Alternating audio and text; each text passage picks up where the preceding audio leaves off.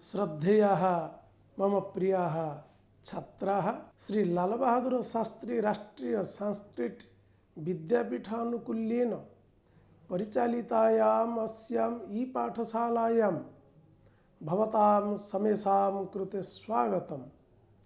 भवतां स्वागतं व्याहृत्य अधुना अस्माभिः काव्यप्रकाशस्य पंचमोल्लासोपरि आलोचना क्रियते।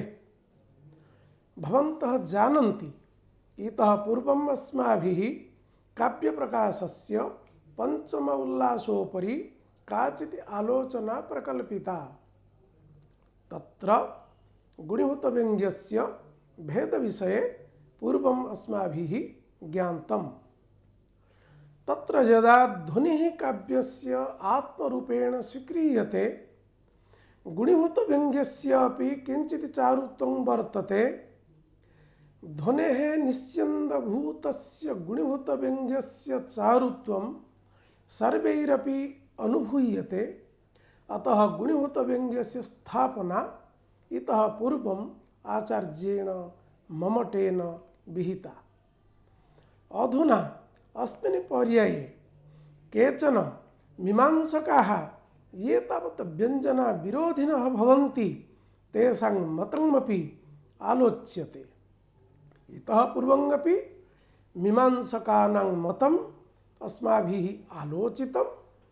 तत्र मीमांसकेषु कुमारिलभट्टाः अन्यतमाः भवन्ति, प्रभाकराश्च अन्यतमाः भवन्ति। एतयोः मतयोः आलोचनम् अस्माभिः इतः पूर्वं प्रकल्पितम्।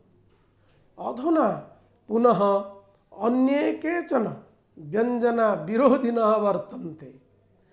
ते तु व्यञ्जनं प्रति असहमानाः सन्तः व्यञ्जनायाः मूलोत्पाटनं विधातुम् अन्याः युक्तिः प्रददति। तत्र तेषाम् एतादृशी काचित् युक्तिः वर्तते या युक्तिः भ्रमात्मिका भवति। सा युक्तिः कदाचित् ममटेन नाङ्गीक्रियते। ममटः विभिन्न युक्तिबलेन तेषां मीमांसकानां व्यञ्जना विरोधिनां मतानि उन्मूलयितुं पुनः तस्य स्वकीयं मतम् उपस्थापयति। अधुना अस्माभिः एतस्मिन् प्रकरणे आलोचयिष्यते यत् के ते व्यञ्जना विरोधिनः भवन्ति, किञ्च तेषां मतमस्ति, तेषां मतस्य कियत् गुरुत्वमस्ति, कया नवीनया युक्त्या ममटः तेषां युक्तिं खण्डयति। अस्मिन् प्रकरणे आगच्छन्तु पश्यामः तादृशाः व्यञ्जना विरोधिनः किं कथयन्ति। तत्र आदौ केचन वदन्ति व्यञ्जना विरोधिनः नैमित्तिकानुसारेण निमित्तानि कल्प्यन्ते। तत्र नैमित्तिकं यद् भवति तदनुसृत्य निमित्तस्य कारणस्य कल्पनं क्रियते। नैमित्तिकं नाम कार्यं, कार्यानुरोधेन कारणस्य कल्पनं भवति। अतः नैमित्तिकानुसारेण निमित्तानि कल्प्यन्ते। अस्मिन् प्रसंगे तेषाम् अयम् अभिप्रायः नैमित्तिकभूतः भवति व्यङ्ग्यार्थः, तदर्थं निमित्तभूतः भवति वाच्यार्थः। अतएव व्यङ्ग्यार्थस्य कृते वाच्यार्थः कारणरूपेण विद्यमानत्वात् व्यङ्ग्यार्थस्य व्यङ्ग्यार्थरूपेण स्वीकरणं न कर्तव्यं, नैमित्तिकरूपेण स्वीकरणं कर्तव्यम्। अपि च तदर्थं निमित्तरूपेण वाच्यार्थस्य अपि स्वीकरणं करणीयम्। एतस्य मतस्य निराकरणाय ममटः प्रकाशयति निमित्तत्वं कारकत्वं ज्ञापकत्वं वा स्यात्, न तु शब्दः कारककारणं, यतो हि शब्दः अर्थं न जनयति। यथा कुम्भकारः घटं सृजति तथा शब्दः अर्थं न सृजति। प्रत्युत यथा आलोकः घटं प्रकाशयति ज्ञापयति तथा शब्दः अर्थं ज्ञापयति। अतः शब्दः ज्ञापक कारणत्वेन वक्तुं शक्यते न तु कारक कारणत्वेन। अत्र कथनस्य अयम् अभिप्रायः शब्दश्रवणानन्तरं वाच्यो वा व्यङ्ग्यो वा यावनर्थः प्राप्यते तत्र सर्वत्र अर्थप्रतीतिः नैमित्तिकी। तदर्थम् उच्चारितः शब्दः निमित्तम् उभयोर्मध्ये अविधा एकावृत्तिः व्यञ्जनया किं प्रयोजनम्। व्यञ्जनविरोधिनाम् एतस्य मतस्य उत्तरे आचार्य ममटः प्रतिपादयति यत् शब्दः निमित्तरूपः भवतु नाम, किन्तु अज्ञातस्य स्वरूपमात्रेण किञ्चित् वा ज्ञातस्य अर्थस्य कृते शब्दः निमित्तरूपः कथं स्यात्, अर्थात् न स्यात्। अन्यथा यस्मात् कस्मादपि शब्दात् अर्थप्रतीति प्रसंगः आपतेत्। यदि ज्ञातार्थस्य बोधाय शब्दस्य निमित्तत्वं परिकल्प्यते तर्हि तत्र अवश्यं संकेतः अस्ति इति मन्तव्यम्।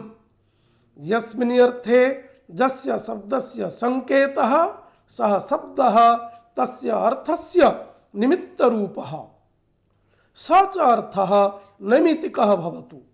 अतः नैमित्तिकानुसारेण निमित्तानि कल्प्यन्ते इति यदुक्तं तत् सर्वं वाच्यवाचक व्यवहारे सीमितं भवेत् न तु व्यङ्ग्य व्यञ्जक व्यवहारे। अतः ममटेन उक्तं नैमित्तिकानुसारेण निमित्तानि कल्प्यन्ते इति यदुक्तं तद् न विचारसहं तत् अविचारिताभिधानम्। अत्र ममटस्य अयमेव अभिप्रायः वर्तते। निमित्तिकानुसारेण निमित्तानां कल्पनं भवतु नाम, परन्तु यस्य शब्दस्य यस्मिन् अर्थे संकेतो वर्तते सः अर्थः एव निमित्तिकः भवतु। तस्य नैमित्तिकस्य अर्थस्य कृते वाचकशब्दः एव निमित्तत्वेन परिगणितः भवतु। तत्र अस्माकं साहित्यिकानां नास्ति काचित् विप्रतिपत्तिः, परन्तु व्यङ्ग्यार्थः एव भवति नैमित्तिकः, तदर्थं वाच्यार्थः भवति निमित्तः। अतएव वाच्यव्यङ्ग्ययोः मध्ये निमित्तनैमित्तिकभावः स्वीकर्तव्यः न तु व्यङ्ग्यव्यञ्जकभावः इति यदुच्यते तत् न समीचीनं। तत्र कारणमेतदस्ति, तत्र वाचकशब्दः सर्वदा संकेतितमर्थम् एव बोधयति। यदि वाचकशब्दः व्यङ्ग्यार्थस्य बोधकः स्यात् तर्हि वाचकशब्दस्य संकेतः अवश्यं तस्मिन् व्यङ्ग्यार्थे भवेत्, परन्तु वाचकशब्दस्य संकेतः केवलं वाच्यार्थे वर्तते न तु व्यङ्ग्यार्थे। अतएव व्यङ्ग्यवाच्ययोः मध्ये नैमित्तिक निमित्त कारणत्वेन निमित्त नैमित्तिक न्यायः भवितुं नार्हति, अपि च वाच्यवाचकयोः मध्ये सः न्यायः सम्भवेत्। सूक्ष्मदृष्ट्या यदि विचारयिष्यते तर्हि एतद् ज्ञायते यत् निःशेषच्युतचन्दनमित्यादि पद्येषु वापिं स्नातुं गतासि इत्यादयः विध्यर्थाः एव नैमित्तिकाः।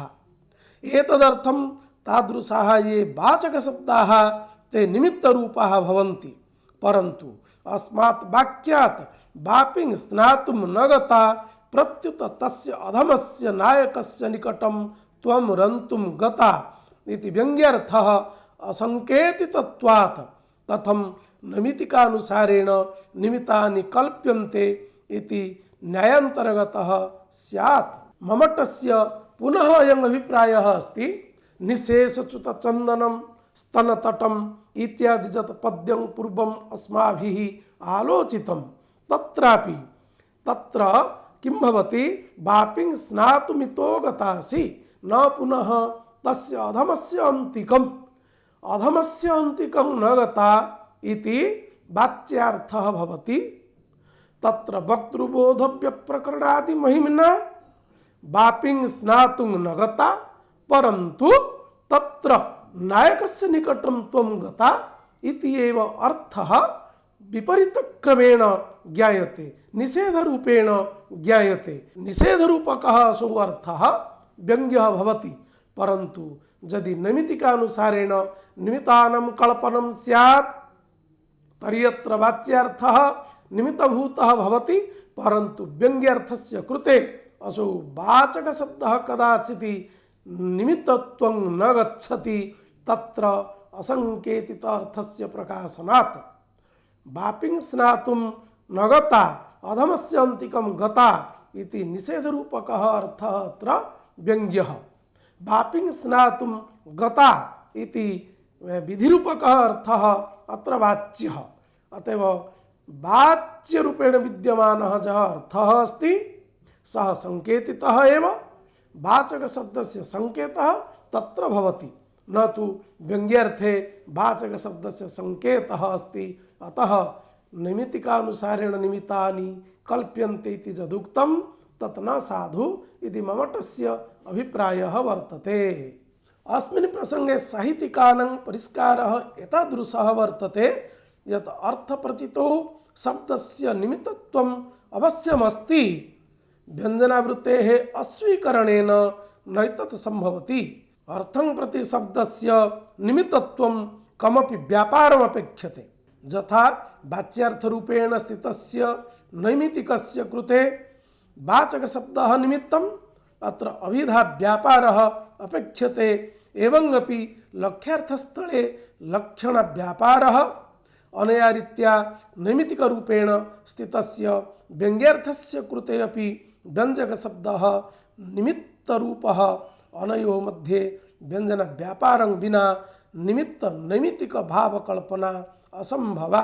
यदि व्यापारं विना शब्दस्य निमित्तत्वं स्वीक्रियते तर्हि अभिधा लक्षण व्यापाराभ्यां किं प्रयोजनम्? अतः व्यञ्जनव्यापारस्य आवश्यकता वर्तते एव। अत्र साररूपेण अस्माभिः एतदपि वक्तुं शक्यते यत् नैमित्तिकानुसारेण निमित्तानि कल्प्यन्ते इति यदुक्तं तत्तु सत्यं। साहित्यिकाः अपि प्रकारान्तरेण एतत् स्वीकर्तुं प्रभवन्ति, परन्तु वाचकशब्दः वाच्यार्थस्य कृते निमित्तरूपः भवति, लक्ष्यकशब्दः लक्ष्यार्थस्य कृते निमित्तरूपः भवति, एवंगपि व्यञ्जकशब्दः व्यङ्ग्यार्थस्य कृते निमित्तरूपः भवति। परन्तु व्यञ्जनविरोधिनः ये केचन कथयन्ति वाचकशब्दात् एव व्यङ्ग्यार्थस्य प्रतीतिरस्तु, व्यङ्ग्यार्थस्य कृते वाचकशब्दः निमित्तरूपः अस्तु, तत्तु न समीचीनं। यतः वाचकशब्दस्य संकेतः व्यङ्ग्यार्थे नास्ति। ममटः कियत्कालं यावत् नैमित्तिकानुसारेण निमित्तस्य स्वीकरणं करोति, परन्तु सः तदर्थं प्रक्रियात्रयम् आमनति। वाचकशब्देन वाच्यार्थस्य बोधकाले वाच्यार्थः नैमित्तिकः भवतु, वाचकशब्दः निमित्तरूपः भवतु। एवंगपि लक्षणया लक्ष्यार्थस्य बोधकाले लक्ष्यार्थः नैमित्तिकः भवतु, लक्ष्यकशब्दः निमित्तरूपः भवतु। एवंगपि व्यञ्जनया व्यङ्ग्यार्थबोधकाले व्यङ्ग्यार्थः नैमित्तिकः भवतु, परन्तु तदर्थं व्यञ्जकशब्दः निमित्तः भवेत्। अतः व्यञ्जकशब्दात् यदा नैमित्तिकस्य व्यङ्ग्यार्थस्य बोधः जायते तदानीं काचित् वृत्तिः तत्र अपेक्ष्यते। सा वृत्तिः भवति व्यञ्जनावृत्तिः। विना व्यञ्जनावृत्तिं निमित्तभूतस्य व्यञ्जकशब्दस्य सकाशात् नैमित्तिकस्य व्यङ्ग्यार्थस्य प्रतीतिः कथमपि न भवेत्। अतः ये व्यञ्जनविरोधिनः कथयन्ति नैमित्तिकानुसारेण निमित्तानि कल्प्यन्ते तदर्थं व्यञ्जनव्यापारस्य आवश्यकता नास्ति, ते तु न समीचीनं वदन्ति इति अनेन प्रकारेण ममटः तेषाम् अभिप्रायं खण्डयति। अन्येपि केचन व्यञ्जनविरोधिनः वर्तन्ते, तेषां तु अभिनवं मतम् एव वर्तते।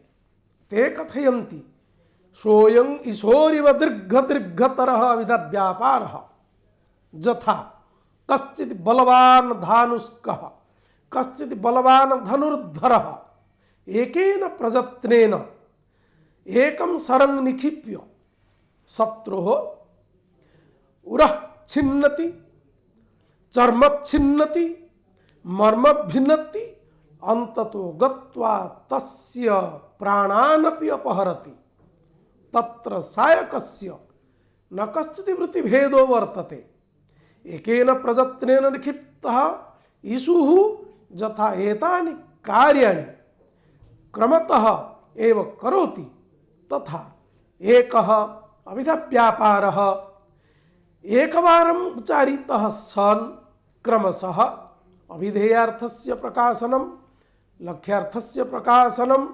व्यङ्ग्यार्थस्य च प्रकाशनं कर्तुं प्रभवेत् अतः व्यञ्जनाव्यापारेण प्रयोजनं किमपि नास्ति इति अपि केचन व्यञ्जनविरोधिनः कथयन्ति एते तावत् भट्टलोलटप्रभृतयः भवन्ति इति वदन्ति अस्माकं गुरवः भट्टलोलटप्रभृतयः एतादृशीं मतिं गतिं च अत्र उपस्थाप्य व्यञ्जनायाः मूलोत्पाटने महान्तं प्रयासं कुर्वन्ति इति अस्माभिः पूर्वपक्षत्वेन तेषाम् अभिप्रायः अत्रैव सङ्कलितः अस्य मतस्य पृष्ठपोषकरूपेण अन्यत् एकं मतम् अपि वर्तते तन्मतं भवति जत्परशब्दः सशब्दार्थः यद्यपि उभयोः मतयोः अभिप्रायः एकः तथापि उभयोः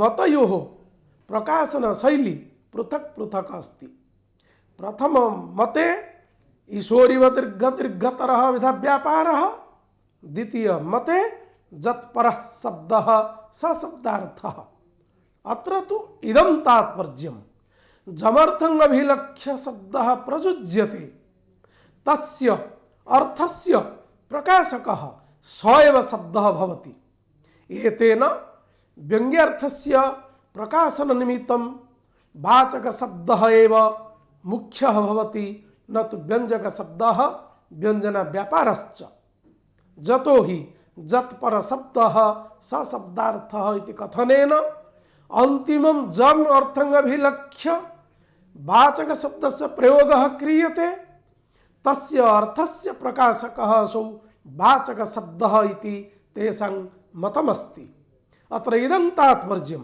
यत्र व्यङ्ग्यार्थस्य बोधः भवति यत्र व्यङ्ग्यार्थस्य प्रतीतिर्भवति तस्य व्यङ्ग्यार्थस्य प्रतीतिनिमित्तं वाचकशब्दः एव मुख्यभूतः भवति भवन्तः जानन्ति एकः एव शब्दः स तु यदा वाच्यार्थं प्रकाशयति तदानीं सः वाचकः भवति यदा लक्ष्यार्थं प्रकाशयति तदानीं सः लक्ष्यकः भवति यदा व्यङ्ग्यार्थं प्रकाशयति तदानीं सः व्यञ्जकः भवति अनेन क्रमेण एकः शब्दः उपाधिभेदेन क्रमशः कदाचित् वाचकः कदाचित् लक्ष्यकः कदाचित् व्यञ्जकः भवति एतन्मतद्वयं खण्डयितुं ममटः लिखति एतादृशम् उपर्युक्तं मतद्वयं जे प्रयच्छन्ति ते तात्पर्यवाचोः जुक्तेः प्रकृततात्पर्यं न जानन्ति तेऽपि देवानां प्रियाः भवन्ति छागादयः यथा देवानां प्रियाः भवन्ति अर्थात् अत्र देवानां प्रियाः इति कथनेन मूर्खः जत्परः शब्दः स शब्दार्थः इत्यस्य तात्पर्यं मीमांसकैः निर्णीतं यत् वाक्यमध्ये स्थितानां पदार्थानां मध्ये ये सिद्धरूपाः सन्ति तेषां विधानम् अनावश्यकं परन्तु ये तावत् साध्यरूपाः तेषां विधानं करणीयम् इति यस्य विधानं करणीयं सः विधेयः विधेयस्य उपरि तस्य वाक्यस्य तात्पर्यं यस्मिन् च तात्पर्यं तत्रैव वक्तुः अभिप्रायः एकस्मिन् पदे क्वचित् पदद्वये क्वचित् पदत्रये वा वक्तुः अभिप्रायो वर्तते तत्र सर्वत्र विधेयत्वं संभवति अतः वाक्ये यः अंशः विधेयः तत्र श्रोतुः वक्तुश्च तात्पर्यमस्ति अतः उक्तम् उपातस्य शब्दस्य अर्थे तात्पर्यम न तो प्रतीति मात्रे। उपातस्य शब्दस्य अर्थे तात्पर्यम इति कथनेन वाचक शब्दात् यस्य वाच्यार्थस्य बोधो जायते तत्रैव तात्पर्यम, परंतु प्रतीति भवति यस्य अर्थस्य, अर्थात यस्य व्यंग्यार्थस्य प्रतीतिः भवति तस्मिन् व्यंग्यार्थे अस्य वाचक शब्दस्य तात्पर्यं नास्ति। यदि वाच्येतरे प्रतीयमानार्थे तात्पर्यम् अस्तु इति उच्यते तर्हि पूर्वो धावति इति कथनेन अपरः पश्चिमभागे स्थितः जनः धावति इति अत्र तात्पर्यं स्यात्। यतोहि पश्चिमं विहाय पूर्वस्य पूर्वत्वकल्पना असम्भवा। एतेन ज्ञायते यत् पूर्वो धावति इति वाक्ये उपातस्य शब्दस्य उपरि एव तात्पर्यं न तु पश्चिमो धावति इति प्रतीयमानार्थे। अत्र जयन्तभट्टः एवं वदति यत् यदेव वस्तु विधेयं तस्मिन् वस्तुनि तात्पर्यमिति उपातस्य शब्दस्य सम्बन्धिनि अर्थे तात्पर्यम्।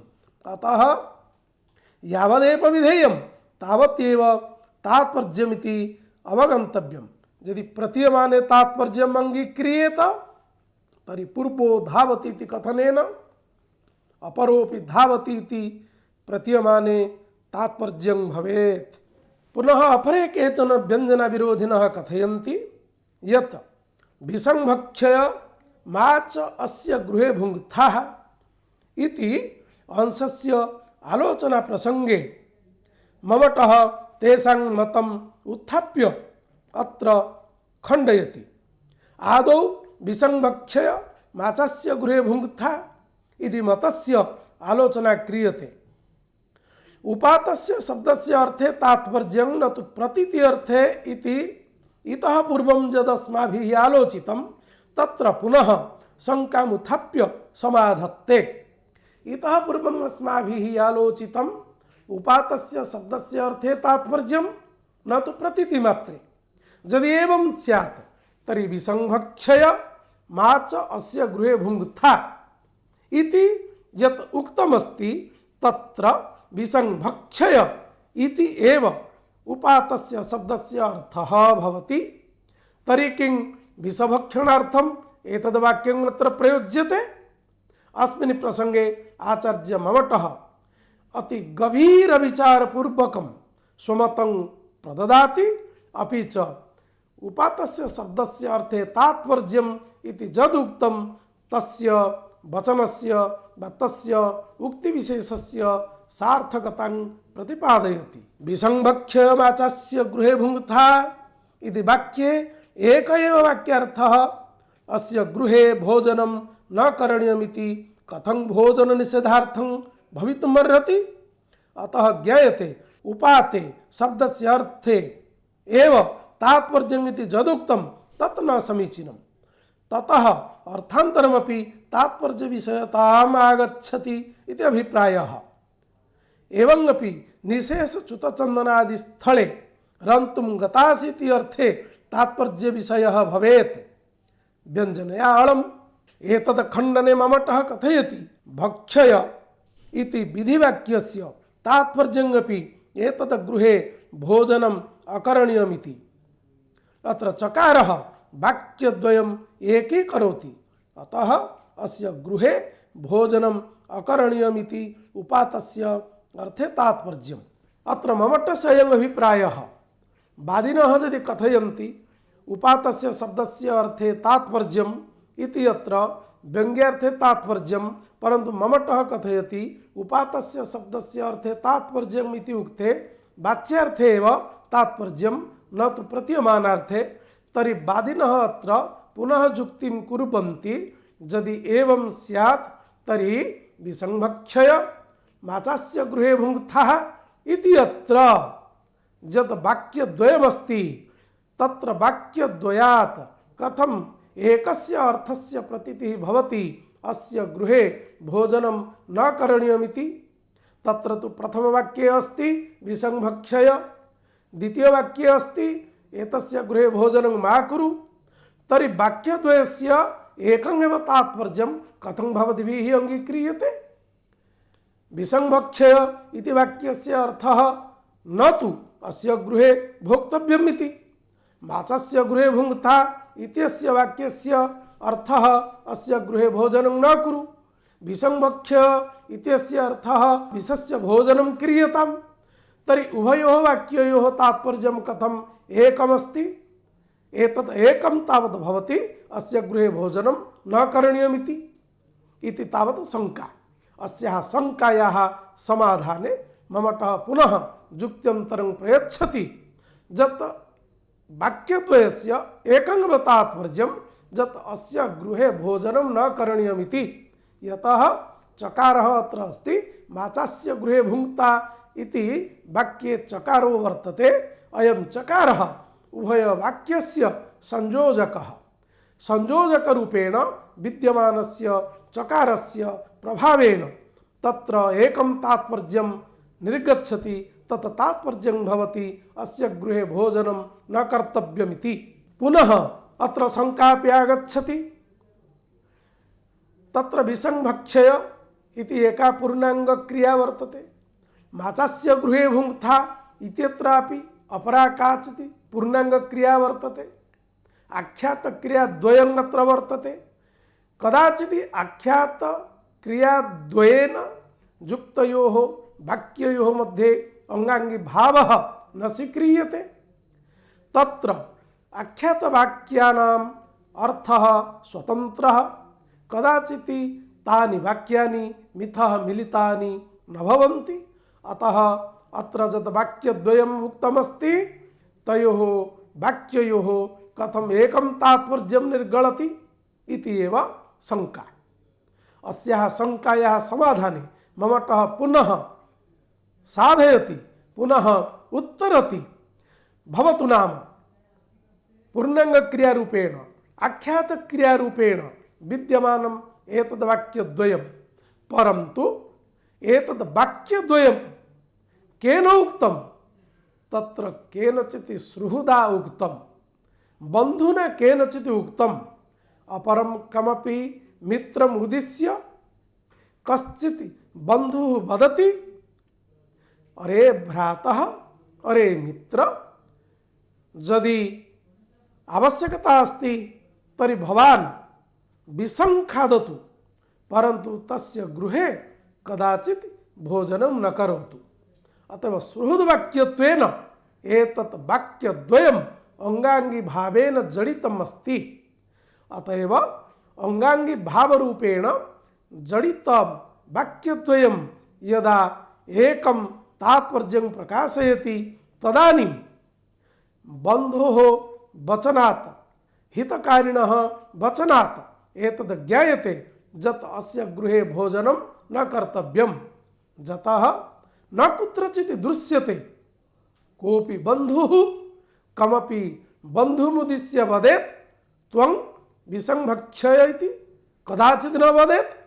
अतः एतद् वाक्यद्वयं कस्यचित् मित्रस्य, सः बन्धुः, सः मित्रप्रवरः अपरं मित्रप्रवरम् उद्दिश्य अत्र एतद् वदति। अतएव एतद् वाक्यद्वयम् अंगाङ्गिभावेन जडितमस्ति।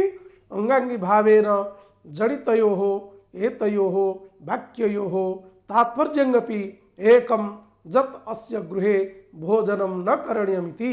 अधुना स्वयं ईशोरिव दीर्घतरविधव्यापारः इति मतस्य खण्डनं क्रियते। अत्र ममतः पृच्छति, भवतु नाम ईशुः, स तु ईशुः स्वभावेन छेद्यभेद्यात्मकः भवति। स तु एकेन व्यापारेण बहुनि कार्याणि साधयितुं शक्नोति, परन्तु अविधाव्यापारः नैवं भूतः। जः एकेन प्रयत्नेन प्रयुक्तः, एकेन वक्त्रा प्रयुक्तः अविधाव्यापारः सर्वान् अर्थान् प्रकाशयति। किं तत्र कारणं? न अविधाव्यापारः सर्वदा संकेतितस्य अर्थस्य प्रकाशकः भवति इति सर्वैरङ्गीक्रियते। कदाचित् असंकेतितस्य लक्ष्यार्थस्य अथवा व्यङ्ग्यार्थस्य प्रकाशकः वाचकशब्दः न भवति, अविधाव्यापारोऽपि न भवति। अस्मिन् प्रसङ्गे ममतः पृच्छति, भवतु।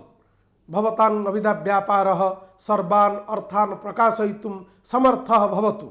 परन्तु मया यत् पृच्छ्यते, मया इत्युक्ते ममटेन यत् पृच्छ्यते तस्य उत्तरं दीयताम्। ग्रामात् कश्चित् जनः विदेशं गतः, पूर्वं विदेशे स्थितः सः जनः ग्रामात् आगतं जनं गृहस्य कुशलवार्तां पृच्छति।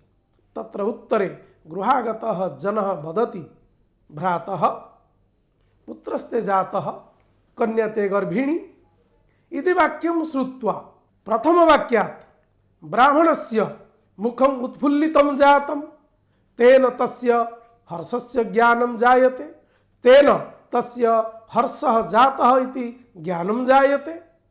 द्वितीयं वाक्यं कन्यते गर्भिणी इति यदा शृणोति तदानीं तस्य मनसि दुःखं जातम् इति तस्य मुखमालिन्यात् एव ज्ञायते। यदि अविधा व्यापारः सर्वान् अर्थान् प्रकाशयितुं शक्नोति, सर्वत ईश्वरिव अविधा व्यापारः यदि भवेत् तर्हि अस्मिन् वाक्यद्वये कथं हर्षशोकयोः ज्ञानं स्यात्।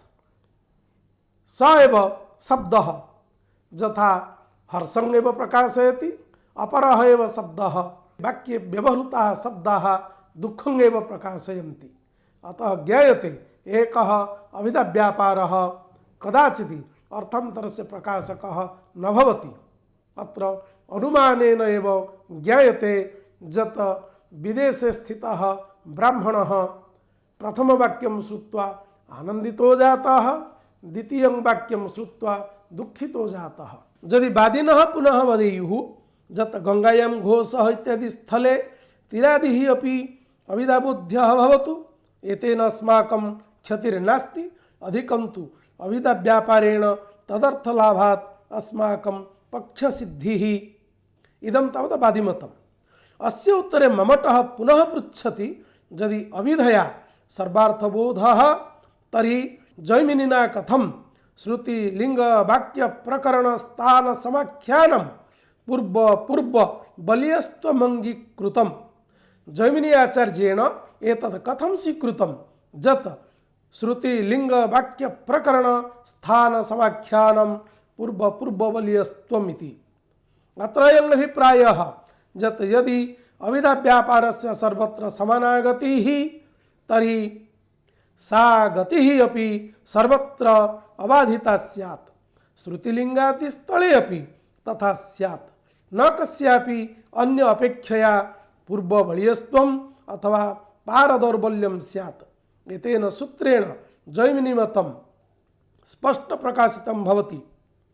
अन्विताभिधानवादेपि निशेषच्युतचन्दन मित्यादि पद्ये तस्य अधमस्य नायकस्य समीपं रन्तुं गतासीति विधेः न अविधाबोध्यत्वं परन्तु व्यञ्जनाबोध्यत्वम् इति अनेन न्यायेन सिद्धं भवति। अधुना जैमिनीचार्यैः स्वीकृतानां श्रुतिवाक्यादीनां विषये अस्माभिः किञ्चित् आलोच्यते।